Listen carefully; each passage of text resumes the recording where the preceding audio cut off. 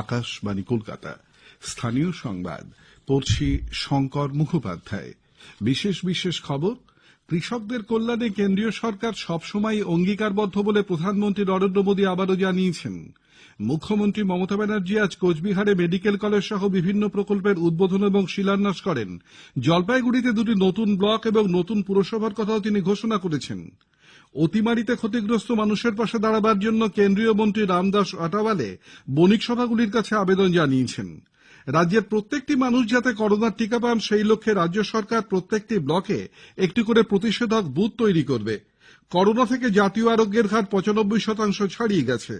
শারীরিকভাবে অক্ষম ব্যক্তিদের রাজ্য সরকার ১,০০০ টাকা করে পেনশন দেবে। বিশিষ্ট সাহিত্যিক ও লোকসংস্কৃতি গবেষক সুধীর চক্রবর্তী প্রয়াত। করোনা সংক্রমণ এড়াতে মাস্ক পরুন এবং ঠিকভাবে পরুন, ২ গজ দূরে থাকুন, নিরাপদ দূরত্ব বজায় রাখুন, হাত ও মুখ পরিষ্কার পরিচ্ছন্ন রাখুন।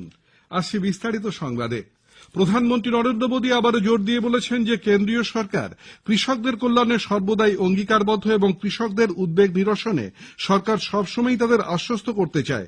আজ গুজরাটের কচ্ছে এক অনুষ্ঠানে তিনি বলেন, मैं अपने किसान भाई बहनों से फिर एक बार कह रहा हूं, बार बार दोहराता हूं कि उनकी हर शंका के समाधान के लिए सरकार 24 घंटे तैयार है। किसानों का हित पहले दिन से हमारी सरकार की सर्वोच्च प्राथमिकताओं में से एक रहा है। এদিকে কেন্দ্রীয় মন্ত্রী নীতিন গডকরি বলেছেন যে সরকার কৃষক এবং কৃষক ইউনিয়নগুলির কাছ থেকে যে কোনো গঠনমূলক পরামর্শ নিয়ে আলোচনা করতে প্রস্তুত। আকাশবাণীকে দেওয়া এক একান্ত সাক্ষাৎকারে তিনি বলেছেন যে কোনো রকম ইতিবাচক বা গঠনমূলক পরামর্শ খোলা মনে গ্রহণ করতে সরকার তৈরি আছে। লোকসভায় কংগ্রেস নেতা প্রদেশ কংগ্রেস সভাপতি অধীর রঞ্জন চৌধুরী দিল্লির কৃষক আন্দোলন নিয়ে পাকিস্তান সরকারের মন্তব্যের তীব্র নিন্দা করেছেন। ভারতের অভ্যন্তরীণ বিষয়ে বিদেশি কোনো রাষ্ট্রের নাক গলানো উচিত নয় বলে তিনি মন্তব্য করেছেন। মুখ্যমন্ত্রী মমতা ব্যানার্জি আজ কোচবিহারে মহারাজা জিতেন্দ্র নারায়ণ মেডিকেল কলেজের নবনির্মিত ভবনের উদ্বোধন করেন। রাজ্য সশস্ত্র পুলিশ বাহিনীর নতুন নারায়ণী ব্যাটালিয়নের সদর দপ্তরের শিলান্যাসের পাশাপাশি রিমোট কন্ট্রোলের সাহায্যে তিনি জলপাইগুড়ির ফুলবাড়ি এবং আলিপুরদুয়ারের জয়গাঁওতে দুটি নতুন দমকল কেন্দ্র তিনি উদ্বোধন করেছেন। শ্রীমতী ব্যানার্জি বলেন যে প্রায় ২৫০ কোটি টাকা ব্যয়ে এই মেডিকেল কলেজ তৈরি হয়েছে। এর ফলে স্থানীয় মানুষের দীর্ঘদিনের চাহিদা পূরণ হলো। কুচবিহারের এই মেডিকেল কলেজ দীর্ঘদিনের প্রত্যাশা ছিল, দীর্ঘদিনের আকাঙ্ক্ষা ছিল এবং আমরা প্রায় ২৫০ কোটি টাকা খরচ করে এটা তৈরি করেছি। এটা মহারাজা জিতেন্দ্র নারায়ণ মেডিকেল কলেজ ও হাসপাতাল এবং আগামী দিন ১০০ জন MBBS স্টুডেন্ট এখান থেকে পড়াশোনা করতে পারবেন। সুতরাং এটাও একটা মেডিকেল কোটা বাড়লো, মেডিকেল সিটের সংখ্যা বাড়লো। মুখ্যমন্ত্রী শিবযজ্ঞ মন্দিরের উন্নয়নের জন্য ১ কোটি টাকা বরাদ্দ করেন। এক দলীয় কর্মী সভাতেও তিনি এদিন যোগ দেন। এর আগে শ্রীমতী ব্যানার্জি আজ জলপাইগুড়ি এবং আলিপুরদুয়ার দুটি জেলার বুথ কমিটির সদস্যদের নিয়ে এক কর্মী সভায় যোগ দেন। উত্তরবঙ্গের বিভিন্ন উন্নয়নমূলক কর্মকাণ্ডের কথা তুলে ধরে তিনি বলেন যে এই দুই জেলার চা শ্রমিকদের চা সুন্দরী প্রকল্পে পাকা বাড়ি তৈরি করে দেওয়া হবে। ময়নাগুড়ি এবং ফালাকাটায় নতুন পুরসভা গঠনের কথাও তিনি সেদিন ঘোষণা করেন। ময়নাগুড়ি আর একটা হচ্ছে ফালাকাটা, এই দুটো মিউনিসিপ্যালিটি হবে। ঠিক আছে, জলপাইগুড়ি জেলা আর আলিপুরদুয়ার জেলা পরিষেবায় সরকারের থেকে আলিপুরদুয়ার জেলায় কেউ না কেউ 100% পরিষেবা পায়, আর জলপাইগুড়ি জেলায় এটা 95% পায়। বানারহাট এবং ক্রান্তি দুটি নতুন ব্লক তৈরিরও তিনি নির্দেশ দেন। বিজেপির সমালোচনা করে মুখ্যমন্ত্রী বলেন যে গোর্খাল্যান্ডের আশ্বাস দিলেও তা মেলেনি। অবশেষে পাহাড়ের মানুষ বুঝতে পেরেছেন। জলপাইগুড়ির মঞ্চ থেকে আগামী নির্বাচনে তিনি বিজেপিকে পরাস্ত করার ডাক দেন। এনআরসি নিয়ে তিনি বলেন যে এটি এখনো কিন্তু বাতিল হয়নি। সব উৎকষ্ট কলোনি রেকগনিশন করে দেওয়া হয়েছে ক্যাবিনেট মিটিং এ, এটা মাথায় রাখবেন। পাট্টা পেতে হয়তো সময় লাগে, বিজেপি এনআরসির গাট্টা খেতে হবে না। আমরা সব রেকগনাইজ করে দিয়েছি। হবে এনআরসি হবে না, এনআরসির বদলে এনপিআর হবে। ওটা কি এনপিআরটা কি খায় না মাথায় দেয়? রাজ্যের দুয়ারে সরকার কর্মসূচিতে ফর্ম বিলি করা এবং জমা দেওয়াকে কেন্দ্র করে পূর্ব বর্ধমানের পূর্বস্থলী ১ নম্বর ব্লকের নাসরতপুর পারুলডাঙ্গা উচ্চ বিদ্যালয়ে আজ ধুন্ধুমার কাণ্ড বাধে। হুড়োহুড়িতে বেশ কয়েকজন পদপিষ্ট হবার খবর পাওয়া গেছে। এদের মধ্যে ৫ জনকে হাসপাতালে ভর্তি করা হয়েছে।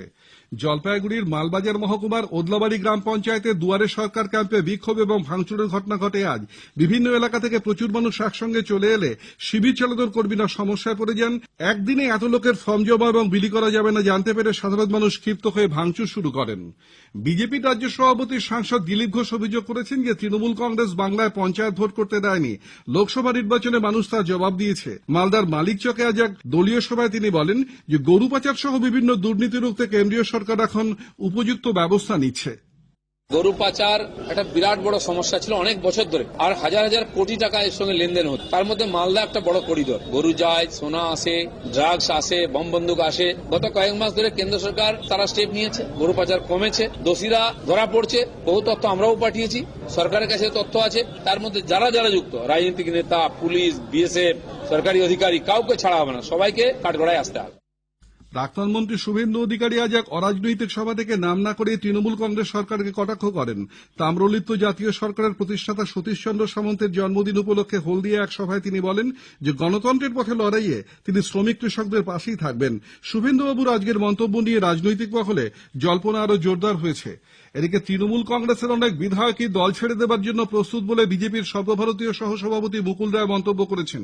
নদিয়ার শিমুরালির চাঁদুরিয়া আজ এক কর্মী সভা শেষে সাংবাদিকরা তাকে শুভেন্দু অধিকারী বিজেপিতে যোগ দিচ্ছেন কিনা জানতে চাইলে তিনি বলেন যে তার কাছে এরকম কোনো খবর নেই। বিজেপি আসন্ন বিধানসভা নির্বাচনে রাজ্য সরকারি কর্মচারী সংগঠনের সদস্যদের ভোট প্রক্রিয়া থেকে দূরে রাখার দাবি জানিয়েছে।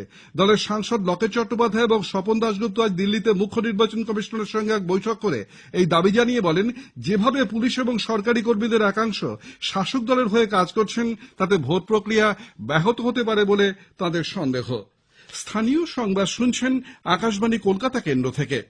লকডাউন এবং অতিমারি পরবর্তী অবস্থায় ক্ষতিগ্রস্ত মানুষের পাশে দাঁড়াবার জন্য কেন্দ্রীয় সামাজিক ন্যায় বিচার এবং ক্ষমতায়ন দপ্তরের প্রতিমন্ত্রী রামদাস আঠাওয়ালে বণিক সভাগুলির প্রতি আবেদন জানিয়েছেন। কলকাতায় আজ বণিক সভা merchant chamber of commerce and ইন্ডাস্ট্রিজের উদ্যোগে আয়োজিত এক সভায় তিনি বক্তব্য পেশ করছিলেন। আগামী জনগণনার বিষয়ে তিনি বলেন, अभी अगले साल में जो जनगणना होने वाली है उसमें दिव्यांग जनों का भी आंकड़ा बढ़ेगा और जो जनगणना है ये जनगणना मेरे पार्टी के तरफ से मेरी मांग ये है कि जनगणना जाति के आधार पर होनी चाहिए। মোদী সরকারের আমলে দেশের পিছিয়ে পড়া ৮০% মানুষ উপকৃত হয়েছেন বলে মন্তব্য করে শ্রী আটোয়ালা আরো বলেন যে তাঁদের ব্যাংক ঋণ দেবার ক্ষেত্রে তার মন্ত্রক সহায়তা করবে। রাজ্যের প্রত্যেকটি মানুষ যাতে করোনার টিকা পান সেই লক্ষ্যে রাজ্য সরকার প্রতিটি ব্লকে একটি করে প্রতিষেধক বুথ তৈরি করার লক্ষ্যমাত্রা নিয়ে এগোচ্ছে। রাজ্যের স্বাস্থ্য দপ্তর সূত্রে জানা গেছে যে প্রতিষেধক কর্মসূচির জন্য প্রত্যেক জেলার জেলাশাসককে নোডাল অফিসার হিসেবে নিযুক্ত করা হবে। তারা জেলার মুখ্য স্বাস্থ্য আধিকারিকদের সঙ্গে নিয়ে সংশ্লিষ্ট জেলায় প্রতিষেধক কর্মসূচি রূপায়ণ করবেন। ইতোমধ্যেই আইসিএমআর করোনার প্রতিষেধক কর্মসূচি রূপায়ণের বিষয়ে রাজ্যগুলিকে একটি গাইডলাইন পাঠিয়েছে। তার ভিত্তিতেই রাজ্য সরকার প্রতিষেধক কর্মসূচি রূপায়ণ করবে। প্রথম পর্যায়ে রাজ্য সরকার স্বাস্থ্যকর্মী এবং বয়স্ক মানুষদের করোনার টিকা দেবার কথা ভাবছে। দ্বিতীয় পর্যায়ে কোমরবিডিটি আছে এমন ব্যক্তিদের প্রতিষেধকের আওতায় আনা হবে। প্রথম সারির ৬ লক্ষ করোনা যোদ্ধা, সরকারি এবং বেসরকারি স্বাস্থ্য পরিষেবার সঙ্গে যুক্ত ডাক্তার, নার্স এবং স্বাস্থ্যকর্মীদের একটি তালিকা স্বাস্থ্য দপ্তর ইতিমধ্যেই তৈরি করেছে, যারা প্রথম পর্যায়ে করোনার টিকা পাবেন।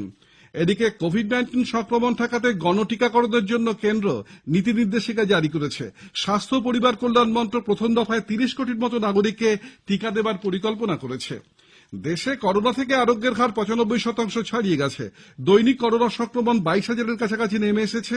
২৪ ঘন্টায় নতুন করে সংক্রমিত হয়েছেন ২২,০৬৫ জন, গত ৫ মাসের মধ্যে যা সবচেয়ে কম। প্রাক্তন মুখ্যমন্ত্রী বুদ্ধদেব ভট্টাচার্য আজ উডল্যান্ডস হাসপাতাল থেকে ছাড়া পেয়ে বাড়ি ফিরে গেছেন। এখন থেকে বাড়িতেই তার চিকিৎসা এবং ফিজিওথেরাপি চলবে। এজন্য উডল্যান্ডসের চিকিৎসকরা প্রয়োজনীয় পরামর্শ দিয়েছেন। ক্রনিক সিওপিডি রোগী বুদ্ধবাবুকে গত বুধবার অচৈতন্য অবস্থায় ওই হাসপাতালে ভর্তি করা হয়েছিল। শারীরিকভাবে অক্ষম ব্যক্তিদের রাজ্য সরকার মাসে ১,০০০ টাকা করে পেনশন দেবার সিদ্ধান্ত নিয়েছে।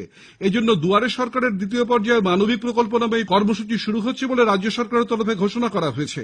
দুয়ারে সরকারের প্রথম পর্যায়ে ১১ দিনের মধ্যে ৬৪ লক্ষের বেশি লোক বিভিন্ন প্রকল্পের আওতায় নাম নথিভুক্ত করেছেন। আজ থেকে তার দ্বিতীয় পর্যায় শুরু হয়েছে। বিশিষ্ট সাহিত্যিক ও লোক সংস্কৃতি গবেষক সুধীর চক্রবর্তীর জীবনাবসান হয়েছে। বয়স হয়েছিল ৮৬ বছর। বার্ধক্যজনিত কারণে কিছুদিন ধরেই তিনি অসুস্থ ছিলেন। কলকাতার একটি বেসরকারি হাসপাতালে আজ বিকেলে তার মৃত্যু হয়। বাউল ফকির কথা বইটির জন্য তিনি আনন্দ পুরস্কার পান, ভূষিত হন সাহিত্য একাডেমি পুরস্কারেও। শেষ করার আগে স্থানীয় সংবাদের বিশেষ কিছু অংশ আরেকবার। কৃষকদের কল্যাণে কেন্দ্রীয় সরকার সবসময় অঙ্গীকারবদ্ধ বলে প্রধানমন্ত্রী আবারও জানিয়েছেন। মুখ্যমন্ত্রী আজ কোচবিহারে মেডিকেল কলেজ সহ বিভিন্ন প্রকল্পের উদ্বোধন এবং শিলান্যাস করেছেন। রাজ্যের প্রত্যেকটি মানুষ যাতে করোনার টিকা পান সেই লক্ষ্যে রাজ্য সরকার প্রত্যেকটি ব্লকে একটি করে প্রতিষেধক বুথ তৈরি করবে। স্থানীয় সংবাদ শেষ হলো।